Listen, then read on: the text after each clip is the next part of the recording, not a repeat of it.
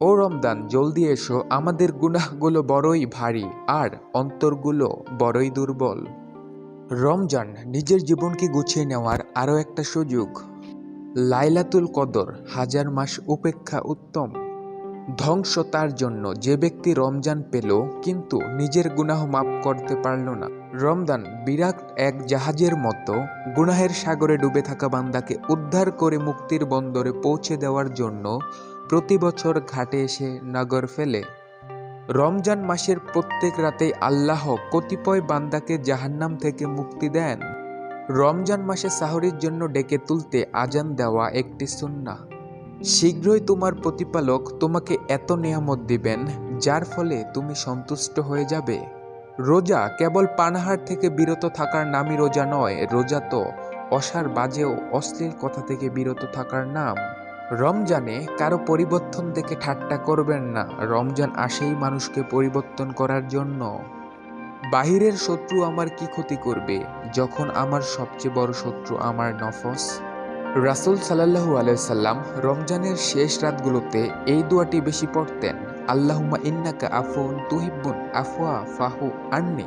হে আল্লাহ, আপনি মহানুভব, ক্ষমাশীল, আপনি ক্ষমা করতে পছন্দ করেন, অতএব আপনি আমাকে ক্ষমা করুন। আল্লাহ বলেন, আদম সন্তানের প্রতিটি কাজই তার নিজের জন্য, তবে রোজা ব্যতীত, যেহেতু তা আমারই জন্য, তাই আমি তার প্রতিদান দেব। রমজান তো সেই মাস যে মাসে কোরআন নাজিল হয়েছে, যা মানুষের জন্য পথ প্রদর্শক, হেদায়েতের স্পষ্ট নিদর্শন এবং ফুরকান, সত্য মিথ্যার পার্থক্যকারী। লাইলাতুল কদর, যে ব্যক্তি ঈমানের সাথে সোয়াবের আশায় লাইলাতুল কদর এ ইবাদতে রাত্রে জাগরণ করবে, তার অতীতের গুনাহ মাফ করে দেওয়া হবে। লাইলাতুল কদর 1000 মাসের চেয়েও উত্তম। সাহল ইবনু সাদরা থেকে বর্ণিত, রাসূল সাল্লাল্লাহু আলাইহি সাল্লাম বলেন, লোকেরা যতদিন শীঘ্রই ইফতার করবে ততদিন তারা কল্যাণের উপর থাকবে। সহিহ বুখারী 1957। রমজান মাস পেয়ে যারা খুশি তারাই মন থেকে বলি আলহামদুলিল্লাহ। খাবার খেয়ে শুকরিয়া আদায়কারী, ধৈর্যশীল রোজাদারদের সমান মর্যাদাশীল। হে আল্লাহ, রমজান মাসে আমাদের বেশি বেশি ইবাদত করার তৌফিক দান করুন।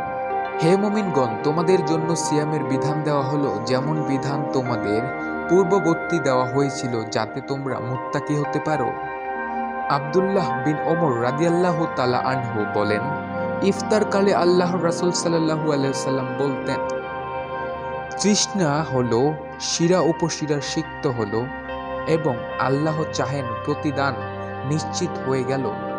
প্রিয় রোজাদারগণ, রোজা থাকার অর্থ এই নয় যে আপনি সারাদিন উপবাস থাকলেন আর রোজা হয়ে গেল।